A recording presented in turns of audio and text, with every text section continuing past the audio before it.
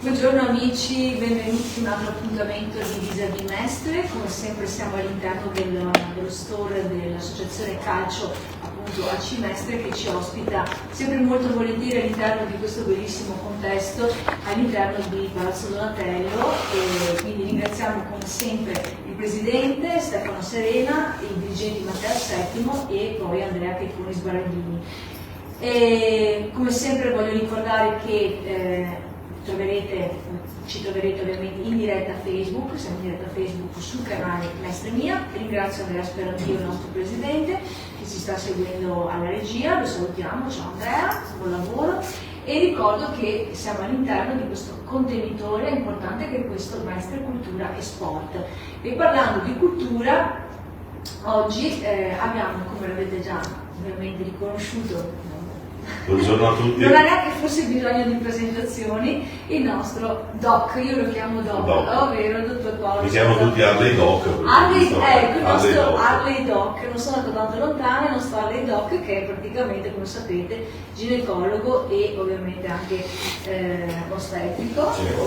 Ginecologo ostetrico. Esatto. E allora, ben ritrovato, perché non è la prima volta che noi ci incontriamo. Beh, come Estremia sarà la 100ª. Potrei anche togliere la cartellina, perché ormai le domande... infatti non la guardiamo neanche la cartellina. Ma sì, chiacchieriamo, chiacchieriamo, sì, perché con Paolo è così, lui è molto diretto, molto empatico, molto... la cosa che ti contraddistingue, no? Anche poi l'interesse che hai nei confronti, diciamo, della tua professione, che eserciti da tanti anni con grande successo, che è nata per caso. E se vuoi ricordiamo questo aneddoto che velocissimamente, mio papà faceva terapia del dolore, anche lui era in ambiente sanitario, faceva terapia del dolore, manipolazioni, massaggi, mesoterapia. E mi fa: Paolo, laureati in medicina, poi ti fai la specialità in reumatologia, così lavoriamo insieme e mettiamo su un bel centro per riabilitazione. Perché tu Paolo ha detto che a Venezia. No, l'idea era mia. Ho detto, ascolta, è vero che fare il medico è una missione, è una passione, ma uno deve anche raccogliere, cioè economicamente deve avere un riscontro. Dissi tra me e me: Venezia è un paese umido, la gente piena di dolori, va bene, lo facciamo. Fatalità, una mia collega, la dottoressa Corina Basile, carissima amica mia, che era ancora in specialità, la salutiamo, perché lei mi segue su Facebook, e mi disse: ciao Paolo, guarda, io stavo facendo il tirocinio, come tutti i medici, dobbiamo fare un tirocinio, 15 giorni, un mese, a seconda dell'importanza della specialità, del reparto, o 15 giorni, un mese a fare il tirocinio. Siccome noi studenti siamo un po' dei fantasmi che giriamo per i vari reparti, lei mi fa: Paolo, vuoi vedere un parto? Andai a vedere questo parto, mi emozionai talmente tanto che dissi: no, questo deve essere il mio lavoro. Andai da mio padre, dal mitico professor Grella, che mi accolse, e da là iniziò tutta la mia vita, perché in quell'occasione, in quel parto, piansi tantissimo, cose che non mi aspettavo, perché mi è difficile. Cosa che non fai mai? No, ma sai, quando parlo di gravidanze, di bambini, ci sono delle emozioni che non riesci a fermare, proprio non riesci. Si emoziona sempre. Ma guarda che io ho visto di tutto, io ho lavorato a Giovanni Pronto Soccorso, io ho rianimato persone, ho visto persone morire sotto le mie mani, anziani, gente, ho provato un incidente importante, sono finito sulla prima pagina 20 anni fa perché salvai in un incidente un ragazzo, i classici incidenti del sabato sera, in una serata del 15 di agosto, una serata di pioggia assurda, caduto dentro un fosso, ero con mia moglie, stavo andando al suo compleanno, stavamo andando a Caorle a mangiare pesce, avevo vestito nuovo, scarpe nuove, andai dentro il fosso, salvai questo ragazzo, per cui ne ho viste di tutti i colori. Se non ti parlo di quello che ho visto al pronto soccorso, sono non stare qua ore. Ma quando parliamo di bambini, di malattie o di bambini che nascono, di bambini che stanno male, per me è sempre una grandissima emozione. Allora, irrefrenabile. Irrefrenabile, infatti tu hai anche un risvolto, oltre appunto a questo, diciamo, professionale dedicato alla la medicina e la ginecologia ostetricia, però allo stesso tempo, proprio perché ne hai fatto una missione anzi interamente, quella di lavorare anche fuori dall'ambito, diciamo così, sanitario, ma di dedicarti dal punto di vista proprio alla beneficenza attraverso un'associazione molto importante che è Sogni Onlus, che conosci bene anche tu adesso. Conosco bene anch'io e che ho avuto l'onore di conoscere anche il presidente Zanatta, che anche adesso appunto sta per presentare un suo nuovo libro e tra poco ci sarà forse questa appunto presentazione. Non abbiamo ancora la data, però ne parleremo. Ne parleremo, è una storia. Magari facciamo, se Andrea ce lo permette, quando sappiamo la data, una puntata dove parleremo. Assolutamente. Magari invitando anche Rudy, che così magari sì. E allora. Però volevo tanto ritornare sul fatto che ieri hai passato un'altra giornata molto bella con il tuo gruppo dicevi che ti chiamano i ragazzi del Giudicato di Doc. E i ragazzi appunto del giovedì. Perché? Perché voi siete un gruppo di arreisti che insieme però fate tante cose proprio per la beneficenza e sono indicizzate a delle situazioni, anche in questo caso particolarmente. Sì, anche di altre situazioni. Esatto. Allora, sono praticamente di 16 o 17 anni che noi ci troviamo, sono 20 anni che ci troviamo ogni giovedì per spezzare la giornata. In moto d'estate, una volta quando eravamo più giovani in moto anche d'inverno, adesso con i dolori, con la vecchiaia d'inverno andiamo lì in macchina. Però ieri abbiamo tirato fuori le moto. Allora abbiamo sempre fatto beneficenza per tantissime situazioni. La Lega del Filo d'Oro, la Lega Italiana per la lotta ai tumori, abbiamo raccolto fondi per comprare i caschetti per non perdere i capelli quando ne fanno l'emioterapia, per la Casa Famiglia Santa Maria della Carità di Campalto, e poi ci siamo appassionati a Sogni, per puro che anche là è stato un caso. Ho conosciuto Rudy per caso e ho capito che era un angelo e ho detto lui lo devo seguire a tutti i costi. Lui mi chiama il Doge perché quando dovevo realizzare Sogni qua a Venezia conosco il mondo. Dopo vi racconto il sogno ultimo velocemente, nel quale devo ringraziare la Linda Damiano, devo ringraziare la Linda. Apriamo una parete su Linda Damiano. Sì, ma posso dirlo poi ci conosciamo da tanti anni con la Linda. Molto capace. Credo ancora prima che diventasse il capo del Consiglio Comunale. E un grande ringraziamento anche al sindaco Brugnaro perché mi ha aiutato nel giro di poco tempo, mi ha detto Paolo ti risolvo tutto io, mi ha fatto venire a prendere il contatto, vabbè dopo vi racconto per voi. Allora, con Rudy è stato un caso, con la Casa Famiglia è un po' di anni che facciamo i babbi Natale per questi bimbi, no? Dove raccoglievamo anche dei giocattoli, delle cose. Adesso i ragazzi sono grandi, i giocattoli non è che possiamo riempire la Casa Famiglia di giocattoli, raccogliamo fondi, loro hanno bisogno di soldi per prendere i detersivi, per prendere le cose da mangiare, eccetera eccetera. E facciamo il Babbo Run ogni anno. Quest'anno abbiamo fatto un Babbo Run, ieri è stato stupendo, c'è una giornata stupenda, ci saranno state più di 100 moto e ci siamo trovati nella Pesticceria di Firenze che ringraziamo perché ci ha offerto la colazione. Grazie. Siamo andati in piazza a Milano dove ci hanno accolto le autorità, ci hanno fatto parlare sul palco perché in piazza Milano c'erano tutte le bancarelle e c'erano i vari assessori che parlavano. Quando ci hanno visto arrivare con 100 Harley Davidson, ma sapevano perché il vice sindaco, i vari assessori e anche i vari comandanti dei vigili sia di Spinea che di Milano che ci hanno ascoltato hanno allertato perché in piazza non si può entrare di domenica, invece loro ci hanno dato il permesso nel giro di una settimana. E abbiamo parlato sul palco, abbiamo raccontato di questi bambini che normalmente sono portati via dalle famiglie per questioni di varie violenze eccetera eccetera. E dopodiché dalla pizzeria Pedalina che ci ha offerto il panettone, la birra di Natale e tutto, siamo tornati da De Fiorenze dove abbiamo buttato su un risotto con la salsiccia e il radicchio per tutti i ragazzi e sono stati tutti contenti perché la giornata era stupenda, era caldo, si stava bene fuori, e stava bene fuori, è stata una giornata stupenda veramente. E poi abbiamo raccolto dei bei soldini che adesso in settimana con il presidente Peter Mozan Barban, che è il presidente del nostro gruppo, li porteremo in Casa Famiglia.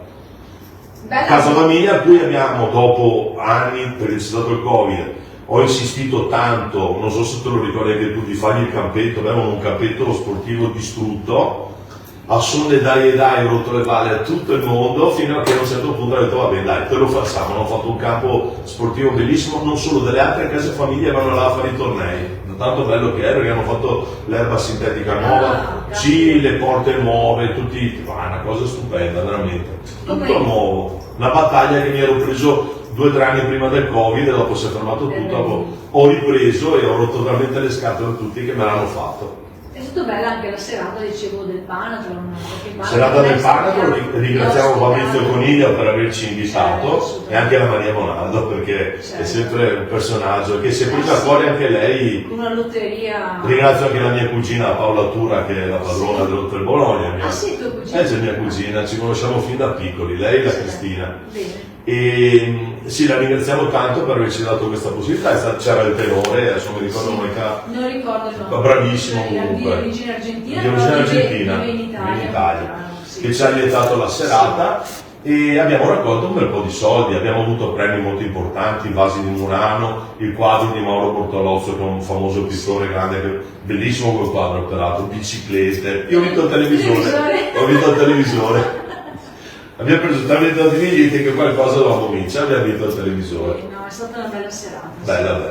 Anche perché avete parlato di sogni. Adesso veniamo a questo, al tema centrale, diciamo, di questa nostra intervista, che è quella appunto di questa associazione. Tu sei adesso diventato vicepresidente? No, allora io ho sentito nominare vicepresidente. No, per errore. Io faccio parte del direttivo, ma che è più importante per me, non per l'associazione. Io sono ambasciatore per il Veneto, per cui cosa succede? Che quando c'è un sogno in provincia di Venezia io mi attivo per realizzarlo, come quello della ragazzina ultima. Se fosse stato un cambio. No, c'è ancora il vecchio vicepresidente, però Rudy ha detto guarda che quando l'altro non potrà più tu sei sicuro nominato vicepresidente. Però al momento sono direttivo e ambasciatore. Spieghiamo ai nostri amici che cos'è Sogni. I nostri amici che ci stanno guardando. Sogni è una onlus, spero di non emozionarmi come al solito. Sogni è una onlus che dal 2004 realizza sogni di bambini malati oncologici. Non posso dire più di questo, però gravi patologie oncologiche, noi siamo in contatto probabilmente quasi ormai con tutti gli ospedali d'Italia, per un semplice motivo, che 3 o 4 anni fa Mattarella ha dato a Rudy e alla società la medaglia d'oro al valor civile, poi Luca Zaia ci ha dato il gonfalone della Regione Veneto, il dottor Cebrugnaro Luigi ci ha dato il gonfalone della città di Venezia, per cui si è sparsa la voce, e Rudy, come avete sentito, è andato anche a Sanremo quando l'ha presentato la Clerici, che è la nostra madrina, la Clerici, e praticamente adesso si è diffusa in tutta Italia questa, diciamo, questa consapevolezza che noi realizziamo sogni a spese totalmente nostre. Ecco perché abbiamo bisogno di fare eventi. Dobbiamo realizzare eventi perché raccogliamo fondi, perché facciamo tutto a spese nostre. Cosa succede? Una coppia ha un bambino malato e questo bimbo, i genitori sanno che ha il sogno di conoscere, che ne so, Valentino Rossi, metti, oppure Zucchero Fornaciari, per dire, o Aldo o Cossiga, è là che poi... No, scusami, Cossiga, volevo dire Mattarella, anche perché anche Mattarella ha realizzato un sogno. Ahimè, il sogno di Mattarella però cosa è successo? Che qua, no, ci hanno richiamato subito, il Presidente è rimasto molto sensibilizzato da questa situazione, c'era questa ragazzina che voleva conoscerlo, ha detto guardi, ci mettiamo d'accordo perché non è facile, fra 15 giorni sarete accolti al Quirinale, e la bambina è deceduta prima. Quando il Presidente è venuto a saperlo ha chiamato Rudy ed è là che è venuto fuori che ci è stata data la medaglia, perché ha studiato chi siamo e ha capito che si meritava questa cosa qua. E per cui ecco, succedono queste cose qua. E allora quando il bambino però non sa che viene realizzato il sogno, questa è la cosa bella. È una sorpresa, il bimbo pensa che vada di andare a fare una gita. Per esempio il primo sogno che ho realizzato con Rudy, io proprio con Rudy, è stato da Barbara D'Urso. Questa ragazzina, pensa, ragazzina palestinese che ha ricevuto da un bambino israeliano, che era deceduto da un israeliano, ha ricevuto il midollo. Pensa, adesso c'è tutta questa confusione. Invece, che cosa succede? Questa bimba, chiusa nella sua stanzina in ospedale, fino a quando è stata meglio, adesso sta bene, vedeva Barbara D'Urso, gli piaceva come si comporta, voglio conoscere Barbara D'Urso. Allora abbiamo contattato Canale 5, Barbara D'Urso ha detto assolutamente venite senza nessun problema, siamo partiti io e Rudy da qua, siamo andati a Nervesa, poi siamo andati a prenderla perché abitava a Rovereto, poi siamo andati, una giornata di pioggia continua dalla mattina fino alla sera, siamo andati a Mediaset col papà e la mamma, ma lei non sapeva, pensava di andare a fare una gita a Milano, per cui quando è entrata dentro gli studi ha visto Barbara D'Urso era impietrita. E Barbara D'Urso l'ha tenuta, non ha voluto mettere in trasmissione perché ha detto non voglio fare come si chiama la televisione, anche se poi lo faceva però con gli adulti un paio di maniche, la TV del dolore, con i bambini ha detto no, per cui l'ha tenuta pre-registrazione, gli ha fatto fare tipo come se fosse in diretta e siamo stati 2-3 ore là, l'ha riempita di giocattoli, di regali, gli ha fatto fare l'ingresso in sala, cioè è stata una giornata stupenda, c'ho ancora le foto poi. E una giornata stupenda e siamo stati 2 ore, poi ci hanno offerto la cena a Mediaset, poi siamo partiti da Mediaset Rovereto, Nervesa a casa, sono arrivato a casa alle 2-3 del mattino, ma è stata una giornata. Però ne valse la pena. Ne valse la pena anche perché quell'anno dove avevamo poco dopo da fare un baborano e lei gentilmente il programma che esisteva, che non mi ricordo più il nome, cos'era? Non era D'Urso. Sì, adesso non mi ricordo. In diretta ha detto guardate che i Tuesday Boys quel giorno fanno, per quello ha detto in diretta nazionale, è stato molto bello, okay. Sì.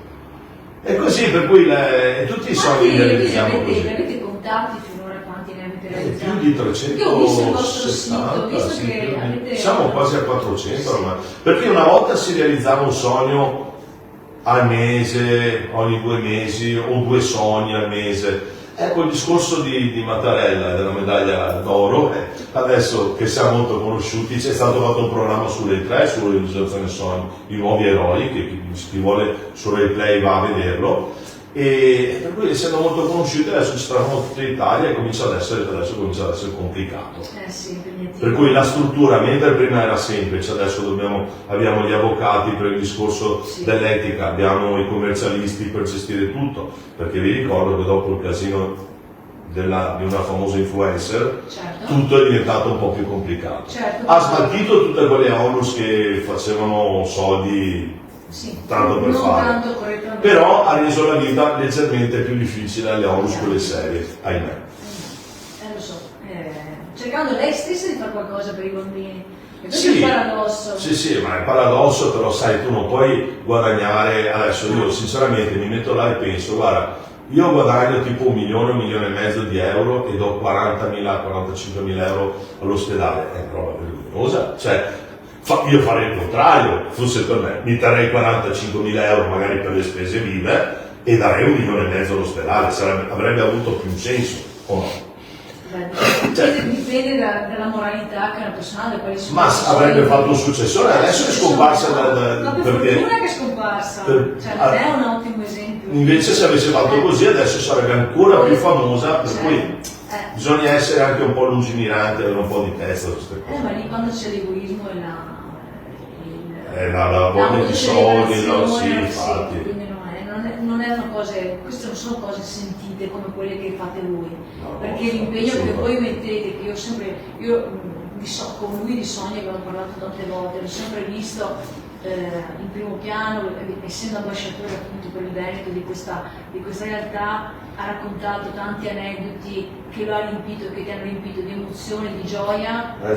E quello più, diciamo, forse che nomini spesso è quello dei Lamborghini, la difficoltà che è stata di trovarle, ma perché era anche il periodo di Covid, era appena finito il Covid, però la persona che doveva fornirli non aveva la vaccinazione, quindi hanno dovuto ricominciare tutto da capo e alla fine ne sono arrivate molte di No, fatalità, lui mi chiama venerdì, guarda che domenica avevamo sto sogno, fa Paolo aiutami, è un ragazzino di Cittadella, 8 anni, beh lo vedete, a parte che è venuto su Rai 3, sui giornali, il mio nome compare solo una volta, ma in realtà sono quello che l'ha realizzato, perché cosa ho fatto? Ho scritto su Facebook, perché là ho tanti amici, non c'era ancora tanto Instagram, oppure lo usavo poco, però Facebook, le amicizie di Facebook sono quelle che sono più che altro nei dintorni. Su TikTok ho amicizie anche in America, quella, sono arrivato a 22.000 follower adesso su TikTok.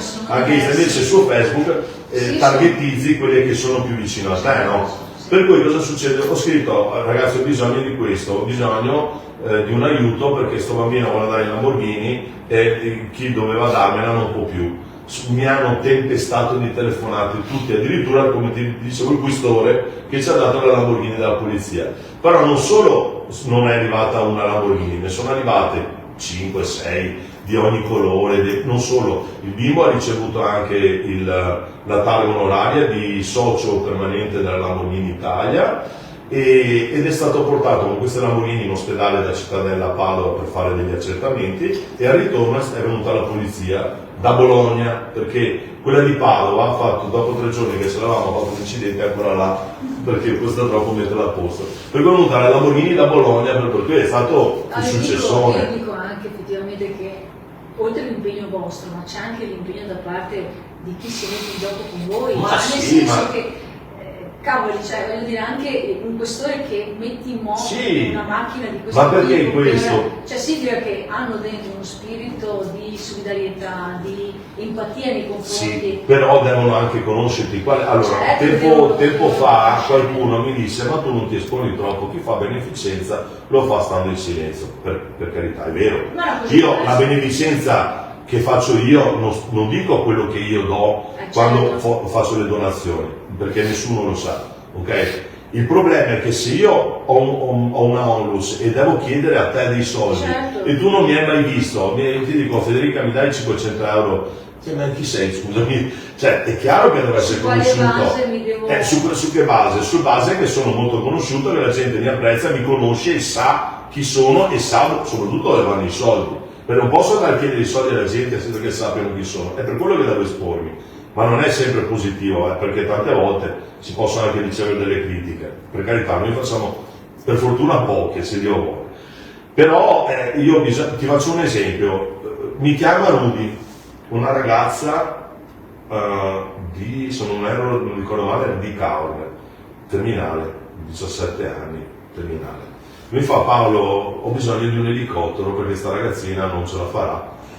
Rudy, un elicottero, dove ti trovo un elicottero? Adesso rido perché a quei tempi non ci si immaginava che finisse così in maniera drastica. Comunque, insomma, telefono tutti i miei amici, io faccio ancora parte di un gruppo, di una chat militari, abbiamo fatto i militari e ho un sacco di colleghi anche dell'aviazione leggera dell'esercito. Io ho detto ragazzi ho bisogno di un elicottero, scusatemi, e gli ho spiegato, ma loro mi conoscono. Il mio generale, il mio vecchio generale che adesso vive in Tunisia, e tutti i colleghi che molti sono colonnelli, generali, siamo ancora amici, a volte anche ci vediamo una volta all'anno, ogni 2 anni a fare le cene, mi hanno procurato un elicottero, perché era impossibile, perché mi ha detto Paolo c'è poco tempo, la ragazzina ha fatto il suo giro in elicottero, considera che dopo 15 giorni al compimento di 18 anni, se non erro, è deceduta, però sono riuscito a realizzare questo sogno. Perché allora ti dico anche Luigi, scusate se lo chiamo Luigi, Brugnaro mi aveva detto ti procuri un elicottero.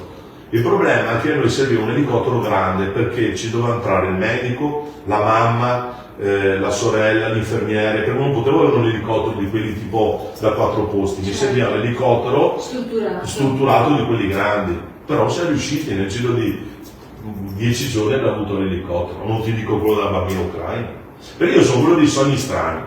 Mi chiama, fatalità era da poco anche scoppiata la guerra, mi chiama, fa sta ragazzina che era stata portata qua dall'Ucraina, 14-15 anni, se non ricordo male, nata in una situazione molto brutta, la mamma era tossicodipendente, alcolista, per cui aveva dei problemi, aveva un linfoma, Di lei, ahimè, non sappiamo più niente perché lei viaggia sulle case famiglie, non so se è stata adottata, non abbiamo più saputo nulla. Il suo sogno era volare in aereo.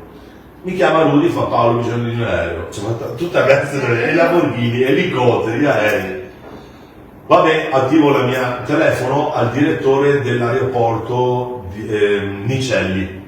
Quello del Lido. Certo. Gli scrivo: guarda, sono il dottor Scatamburro, noi abbiamo l'associazione sogni, stiamo realizzando, se facciamo questo, realizziamo un sogno di bambini malati terminali. Cioè, ti giuro, dopo 5 minuti mi chiama. Mi dice: no, sta cosa qua deve venire qua, le faccio venire, deve spiegarmi tutto. Mi ha fatto venire a prendere con il taxi. Sono andato là, ho mangiato con lui perché c'è anche il ristorante bellissimo, peraltro. Mi fa: no, mi spieghi qua e là, se mi so piangere. Peggio di me. Ha detto: no, adesso mi organizzo tutto io. Mi ha trovato un aeroamatore che era un comandante dell'Italia in pensione che aveva un piccolo aereo, l'ha fatto venire da Padova, la ragazzina non sapeva nulla, pensava di fare un giro degli aerei. Quando si è arrivati a Nicelli, questo comandante l'ha portata a vedere, vedi l'aereo così, monta su che andiamo. E lei sono stati mezz'ora, 3/4 d'ora in aereo, con le sue tutrici, perché lei è in una casa famiglia. È proprio la casa famiglia di cui ho realizzato ho raccolto i fondi ieri, una cosa stupenda. E anche là ho fatto video in diretta. Noi non finiamo mai i bambini perché ci vuole sempre il consenso. Sul sito li vedi perché i genitori poi hanno dato il consenso. Sull'ultimo, per esempio, che ho realizzato a Venezia, non abbiamo ancora avuto il consenso e di conseguenza aspettiamo. Forse c'è qualche foto, ma... E ha fatto questo giro in aereo, è stato stupendo. Io filmavo, piangevo come un matto perché sta ragazzina era contentissima, anche guidato l'aereo. Mi ha fatto le picchiate, sì, con il comandante a fianco, chiaramente. Per cui anche là abbiamo realizzato un bel... È tutto così, la nostra vita è tutta così. E cosa succede poi quando dice non ce la... C'è chi ce la fa? Allora, considera che di tutti i bambini... So che è una domanda un po'... Di tutti i bambini a cui abbiamo realizzato... anche su questa... No, lavoriamo ovviamente quasi sui casi più gravi. Certo. Considera che di bambini a cui abbiamo realizzato i sogni... Bambini, ragazzi... Sì, anche ragazzi... Fino a... Sì, fino a 17-18 anni anche, dipende, e dipende dalla situazione. Comunque solo il 20% sono ancora vivi, il resto sono diventati i nostri angeli, ci aiutano, diciamo, a realizzare i sogni degli altri bambini, questo è il concetto. Per cui lo dobbiamo accettare così, però sai, per noi, soprattutto per Rudy, è una battaglia emotiva non indifferente. Una volta con Rudy eravamo a cena proprio con la mamma di una ragazzina e a cui stavamo realizzando un sogno e l'ho visto crollare. Non è facile. Pensate, conoscere tutti questi bambini e dopo sapere che non ci sono più. Così, insomma. Ce la faremo, siamo forti, dai. Non ci sono molte parole. È difficile.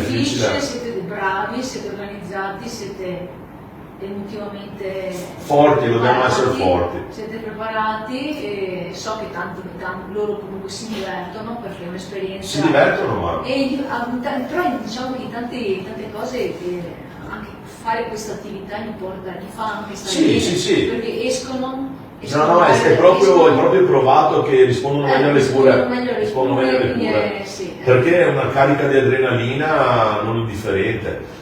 Poi abbiamo il problema, e allora veniamo a un altro discorso, non so quanto tempo abbiamo, ma facciamo velocemente. Abbiamo finito quasi. No, ma allora una roba velocissima. Una cosa velocissima. Allora, ci sono situazioni in cui sapete che non possiamo realizzare sogni. Cioè un bambino gravemente malato, in chemioterapia, che è in una situazione di sterilità, certo, perché non può essere a contatto con immunodepresso, eccetera, perché, spiego velocemente, quando un bambino ha la leucemia la prima cosa che devi fare è distruggere il suo midollo malato, dopodiché deve ricevere un midollo nuovo, no? Però devi prima distruggere il midollo suo. Se distruggi il midollo non ha più né globuli rossi né globuli bianchi e neanche piastrine. Per cui che cosa succede? Questo bimbo, se prende un'infezione di emorragia sui polmoni, eccetera, ci lascia le pene. Lui devono stare in ambiente sterile. Allora, come facciamo a realizzare questo sogno? A Rudy è venuto in mente una cosa: esiste la realtà virtuale? Sapete quelli che si giocano con la PlayStation, con la realtà virtuale? non c'era nessun programma che potesse fare la realtà virtuale a distanza, cioè tu potevi collegarti al computer, fare il giochino, ma non potevi farlo, per esempio, per dire, vedo una città da distante in diretta, in tridimensionale, per dire, no? È stato creato da una società di Treviso un programma che è costato tantissimo. Questo progetto si chiama Gli occhi di Noemi, che è una bambina che abbiamo realizzato un sogno, è deceduta e ha donato le cornee.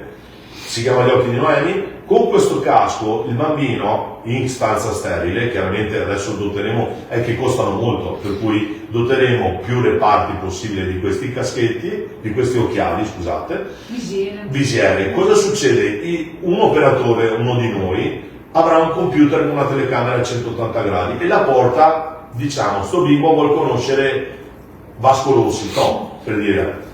Andiamo da Vasco Rossi, io porto il computer con la telecamera a 360 gradi, il bambino mette sul caschetto e comincia un giochino, perché come vi ho detto il bimbo non sa che sta per essere realizzato un sogno. Comincia questo giochino, dopo 30 secondi, un minuto, finisce il giochino e compare il suo idolo. Lui non capisce cosa succede, dopo cominciano ad avere un colloquio insieme, avevano un rapporto diretto a distanza, però in diretta, cosa che non esiste con la realtà virtuale, sì. Certo. A parte la NASA, eccetera, eccetera. E adesso noi di sogni ce l'abbiamo, però abbiamo bisogno ancora di fondi perché in alta fase di progettazione manca ancora poco, però infatti le aziende possono anche donare per questo progetto e scaricheranno il 100%. Dove possono donare? Allora, a parte che basta andare su Sogni Onlus, trovate il sito e c'è l'IVA. Quello però per le donazioni generali, tipo non so, uno vuole donare 5 euro, 10 euro, 100 euro, va su quello. Poi c'è Onlus Impresa Sociale, ma tutto scritto sul sito. L'impresa sociale nasce proprio perché qualsiasi imprenditore, una fabbrica, un'azienda dice guarda voglio donare 10.000 euro per quel progetto là, lui lo può scaricare al 100%. Certo, è previsto anche. E l'occhio di Noemi è una bella cosa, ragazzi. Questo sì, perché permette quindi ai bambini che di realizzare i sogni anche se non possono. In una situazione di, diciamo così, fragilità interiore, esatto. Quindi perché immunodepressi, eccetera, però di poter realizzare assolutamente questo sogno e poi magari una volta usciti si hanno appunto questa possibilità. Si hanno questa possibilità, andranno a conoscerlo personalmente. Io penso che insomma, gli occhi di Noemi siano veramente un dono che Noemi ha fatto. Beh, è successo, guarda, io parlo anche delle famiglie. Sì. Dentro ci sono anche i ragazzini, i bambini non ci sono più, quello che rimane. Sono queste famiglie che immagino che stiano anche vicino. Assolutamente sì. Poi collaborano con voi. Qualcuna è diventata anche la nostra collaboratrice. Immagino che ci sia questo coinvolgimento. Bene. Spero di avervi un po' emozionato con queste cose. Come sempre sì. Quindi allora, gli appuntamenti prossimi che avranno? Adesso abbiamo la data di presentazione del libro, abbiamo la data. A gennaio ci sarà questa presentazione del libro di Rudy. Poi abbiamo in previsione dei motoraduni, però anche dobbiamo organizzare tutto, ma sulla mia pagina Facebook, Instagram, TikTok le vedrete. Sto cercando di organizzarne con il mio gruppo una bella, ma proprio con intrattenimento, senza motogiro, stanziale, magari con il DJ, con la musica. Adesso vediamo, è in embrione, ma vediamo di fare una cosa bella. Per cui possono venire non solo biker, ma anche quelli che non sono biker. Certo, molto bene. Allora noi ci lasciamo. Ma ci ritroveremo. Speriamo di rivederci presto. Certo, anche perché avremo appunto questo appuntamento per la presentazione del libro. Io come sempre ringrazio Gaspero Dio che è qui, che ci dà anche a me l'opportunità di condurre questa trasmissione qui su Mestre Mia, sul canale Mestre Mia. E però ci fermiamo perché adesso abbiamo la pausa appunto natalizia, ci ritroveremo a inizio anno con altri ospiti, come anche ovviamente col dottor Scatamburlo, e ringraziamo come sempre per tutto questo tempo che ci hanno ospitato, devo dire anche veramente con grande generosità, perché effettivamente darsi l'opportunità di stare in un bel ambiente così centrale, vivere Mestre, perché noi un po' diciamo quello che è vis-à-vis Mestre è proprio quello di un centralizzare, dare a Mestre un volto nuovo. Tu sei un volto di Mestre molto conosciuto, molto amato e molto stimato. Per fortuna. Sì, ovviamente mica tutti fanno quello che fai tu, realizzare questi sogni sì. Così.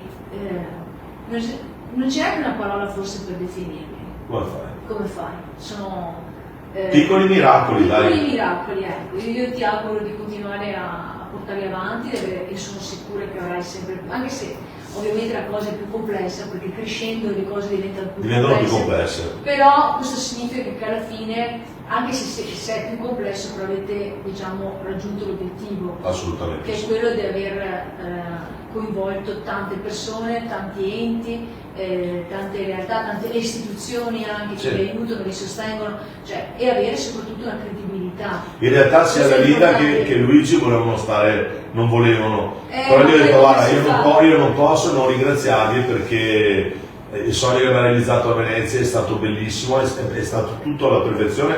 Non solo, dobbiamo ringraziare anche l'Hotel Londra che ci ha offerto il pranzo. Eravamo io, la ragazzina, la mamma e il papà, ci hanno proprio offerto il pranzo, e no, voi siete ospiti nostri, per cui è stato con la lista del bacino, per cui posso dirti. Bisogna però che ci conoscano, per quello ho bisogno di tutti voi, di Mestre, che è un...